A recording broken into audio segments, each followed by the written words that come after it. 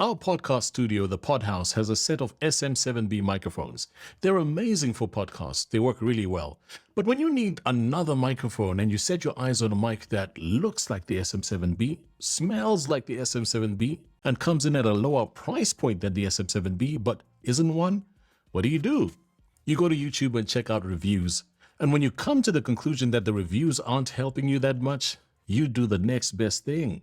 You test it out yourself. Hey, my name is Chilu Lemba. I'm a voice actor, podcaster, and a guy that generally loves media and tech. The Shure SM7B really needs no introduction, especially in the world of music and broadcasting. More recently, podcasting as well. This is a photo of me using the SM7 about 25 years ago, and it's a classic. The mic, that is. The photo, not so much.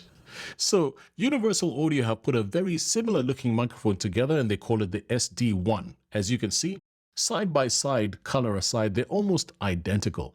The SD-1 looks really nice, that color, that white buttery color. But then see what happens when you plonk them onto a boom arm. From a cable management perspective, the SM7B has a snug and sturdier fit. The XLR connector position at the back of the SD-1, however, leaves the cable dangling a little. Maybe that's something that Universal Audio will take into consideration for their next iteration of that microphone. So for me, there's that cable conundrum. But that's about the look. What's more important is us comparing how these microphones sound. And what I decided to do is, using the same settings, send audio clips with my voice to my colleagues. So I recorded onto the Rodecaster Pro 2 interface without a cloud lifter or a FET head to boost the gain, because the Rodecaster Pro 2 doesn't need that. So yes, identical settings for both mics, and then I roped in some of my judges to share some feedback. So here is my pool of judges.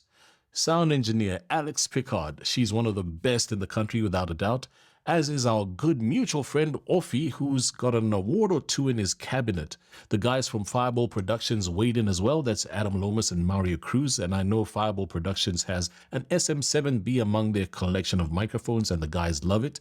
Brian Lupia, YouTuber extraordinaire.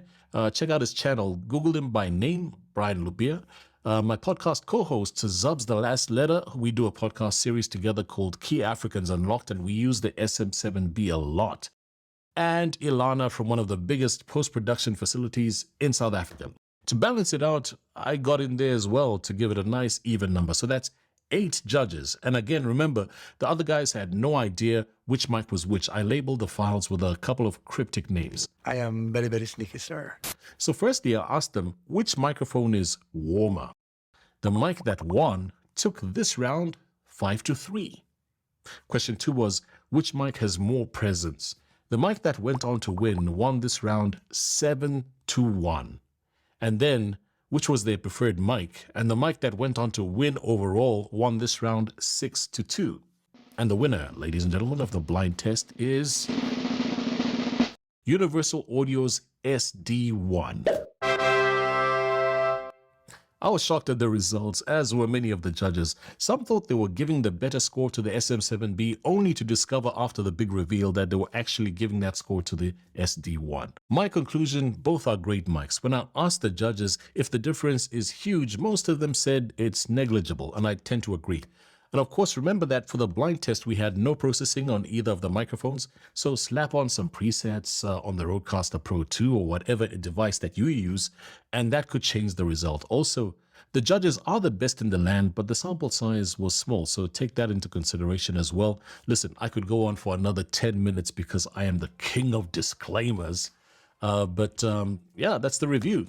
If you like this, consider subscribing to the channel, and I shall catch you soon. Let me give you some more disclaimers. Terms and conditions apply. Batteries not included. No microphones were harmed during this shootout.